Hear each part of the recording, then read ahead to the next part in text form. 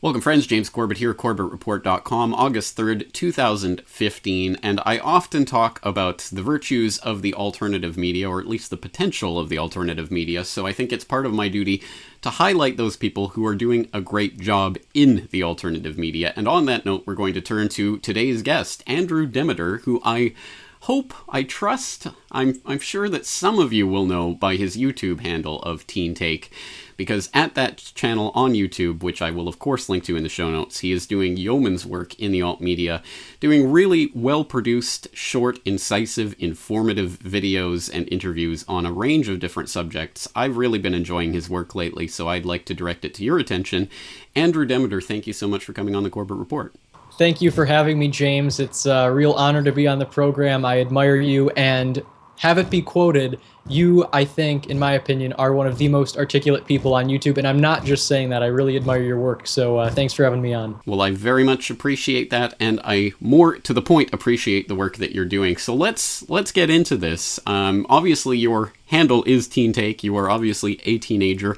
How old are you? When did you start getting involved in this alt media production, and why?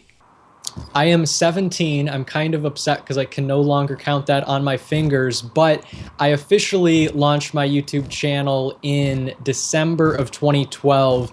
It was during finals week at school, and it was actually right after the whole Newtown shooting in Connecticut. Back then, I think I was sort of more on the skeptical, I don't want to say conspiratorial side of things, but now I've just sort of shifted more to current events and interviews. But to answer your question of how specifically I got started, I previously had a YouTube channel about technology, video game reviews, stuff like that, which looking back is just kind of pointless. Not to say that there's not a place for it, but I just sort of was really interested in aspects of storytelling and video production, editing especially, and that's where I just uploaded content, and I really loved that idea of getting feedback from people all over the world, and it was just so empowering to me. And then secondly, the reason I started YouTube was to serve as a time capsule of sorts, because I loved just in the past looking back and rewatching old family movies on mini DV tapes and stuff like that, and I just found it so entertaining. So I wanted to catalog sort of my opinions and beliefs at this stage in my life to further down the road look back and reflect on.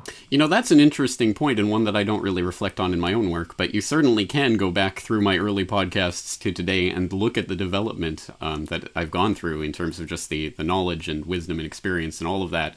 So it really is actually interesting from that perspective, although I don't often think about it. So you had some sort of channel before this point, so you weren't exactly new to video production when you started this then? Correct. Like I said, I think it was in like 6th grade, I'd say I really got involved in video production.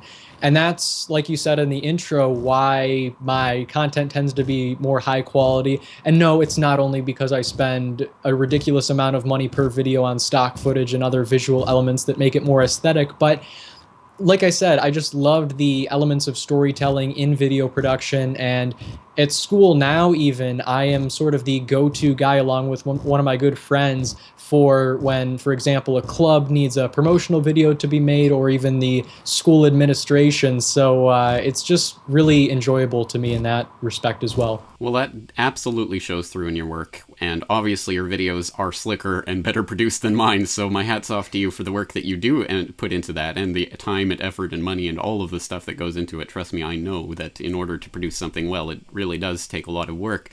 Well, let's talk about your sort of positioning here. Obviously, your handle is Teen Take. A lot of people will know you from that perspective. The fact that you are a teenager who's doing this is something of a novelty, because unfortunately there aren't a lot of people of your age who are quite so active in getting out there producing media in this realm. Obviously, talking about video games or that kind of thing, much more common. Do you think this is an advantage or a disadvantage when it comes to getting people to take your work seriously?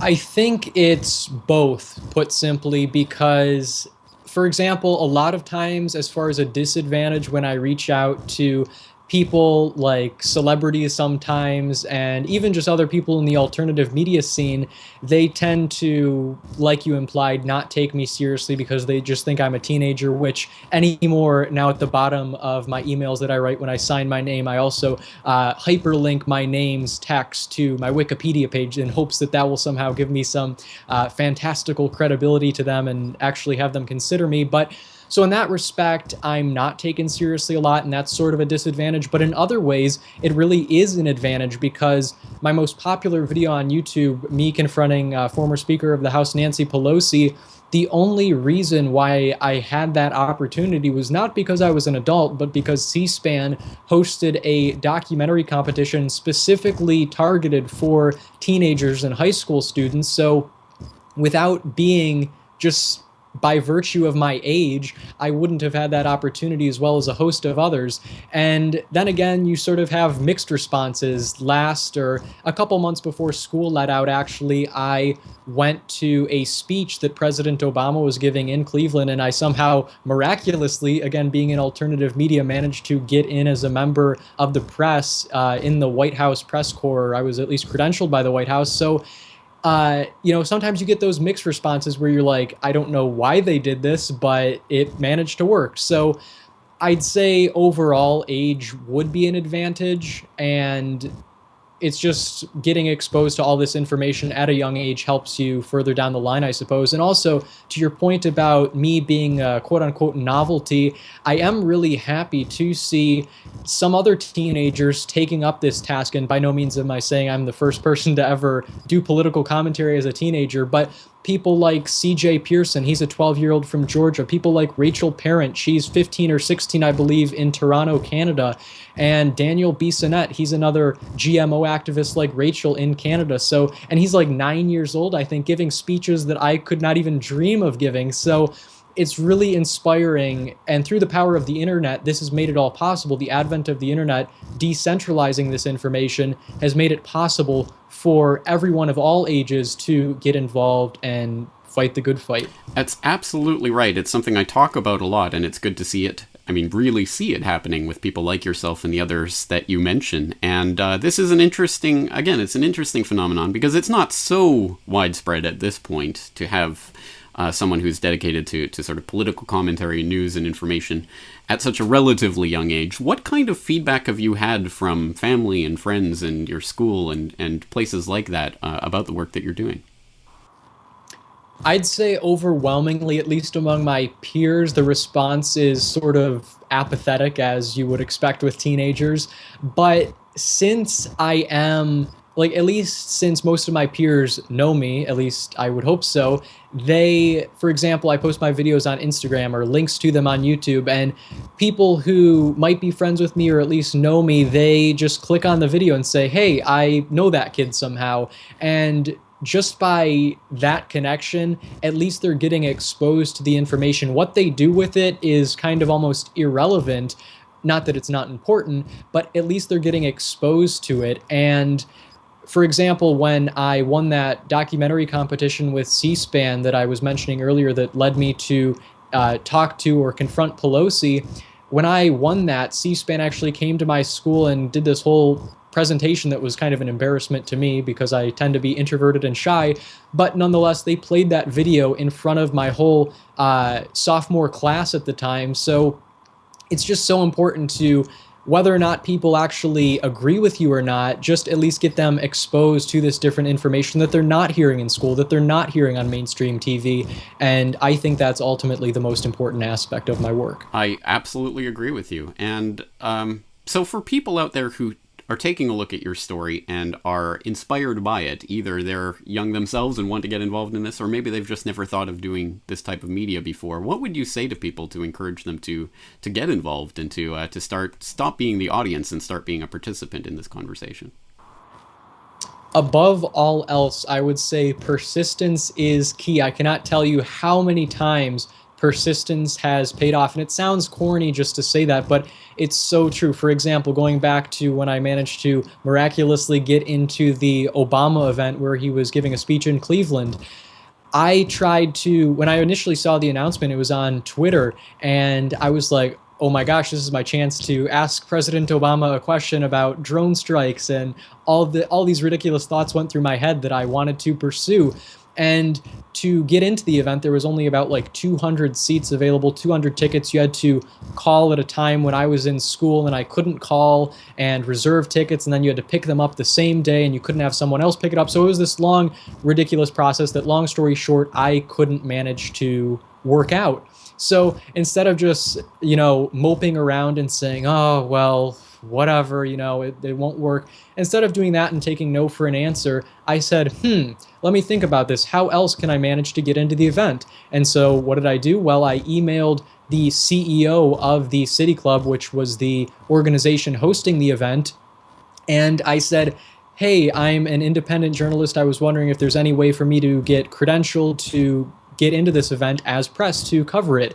And surprisingly, he responded. And then, like I said, the White House credentialed me, something I thought would have never happened in my wildest dreams. But because I didn't take no for an answer, I managed to actually work that out again. And of course, I didn't actually get to ask President Obama a question because there was a very strict divide between press and everyone who could ask questions. But that aside, another aspect of being successful, getting involved, is networking. James, you and me talking right now is an important aspect of networking. I am able to speak to your audience directly, which is an incredible opportunity. But all these incredible networking opportunities that I've come across, for example, a lady, or rather the owner of this restaurant in Cleveland, it's a non-GMO restaurant, actually, one of like 3 in the country. And when I was there, I met with, or I arranged the interview through the owner's publicist. And then that publicist actually this week is getting me into 2 separate events where I will meet Robin O'Brien, who's an author and GMO activist, or anti-GMO activist, as well as Senator Marco Rubio, and lastly, Congressman Tim Ryan of Ohio. So just by interviewing someone, I managed to get into all these other connections, and I just really can't stress that enough. Networking in addition to persistence. Absolutely. I can relate to that, because one of the greatest things for me when I started doing this was, hey, now I have an excuse to actually email these people that I'm listening to or reading and have a conversation with them. And it really is an amazing part of an aspect of all of this. All right. Well, there's a lot more that can be said, but perhaps we should just leave people to start exploring your work for themselves. Once again, I wouldn't be highlighting it if it wasn't interesting and valuable for me in the research that I do. For example, I will direct people specifically to a recent video you posted on anti-NSA activists spying on NYC residents, talking about wearealwayslistening.com taking some extra legal means to spy on people and make it available on the internet to show people this is what the NSA is doing. Why are you comfortable with the NSA doing it but uncomfortable with us doing it? I think that was an interesting idea, and you were the first person I heard talking about it. That's how I found out about that. So it's a valuable channel as a resource for me. We'll of course also link to the Nancy Pelosi confrontation that you are probably best known for at this point. Any other videos that you've done that you think you'd like to highlight for the audience? I would say check out my video. It's called Teen Stopped by Secret Service for Asking Obama a Question, or something like that. That's the video where I was at the speech Obama was giving, and I guess the title admittedly is a bit sensationalistic because Secret Service didn't technically stop me, but it's an interesting video, so check that out, all these runarounds I had to go through. And other than that, look out next weekend, next Saturday. I post every Saturday at 12 p.m. Eastern Standard Time. I'll have an interview up with Dr. Vandana Shiva. She's an Indian activist based in New Delhi, and she's all about seed saving, and she's a GMO activist and author, world-renowned speaker, so that'll be up next Saturday. You can also look out for that. I am turning a bit green with envy at the moment. I have been attempting to interview her for years and never been able to connect with her. So there you go. Persistence pays off. I should have persisted a little bit more in that. Well, I'm very much looking forward to that interview. I'm sure it will be an interesting one. And once again, Andrew Demeter, aka Teen Take. The only question I have left for you is, what are you going to do in 3 years' time? Are you going to become 20-something Take? That is a great question. It's one, probably the most frequent question I'm asked, what happens after you turn 19 and you're no longer a teen? What's going to happen? And to that I say, I don't know, time will tell, but I'm not concerned about the brand so much as I am the message. So that's important. And in closing, James, I'd like to just thank you again for having me on. And in your words, to paraphrase them sort of, we need to become the media and not just repeat what has already been done and follow the news cycle. We need to create our own. Well, I agree with that, and actually I think that traces back to Jello Biafra, but I will take credit for it anyway. All right, Andrew Demeter, thank you so much for being on today, and I hope people check out Teen Take. Thanks for your time. Thank you. It's been a pleasure. The Corbett Report is brought to you by the Corbett Report subscriber, a weekly newsletter featuring James Corbett's International Forecaster editorial, recommended reading and viewing, discounts on Corbett Report DVDs, and once a month, a subscriber-only video. Sign up today to start receiving your copy at corbettreport.com/support.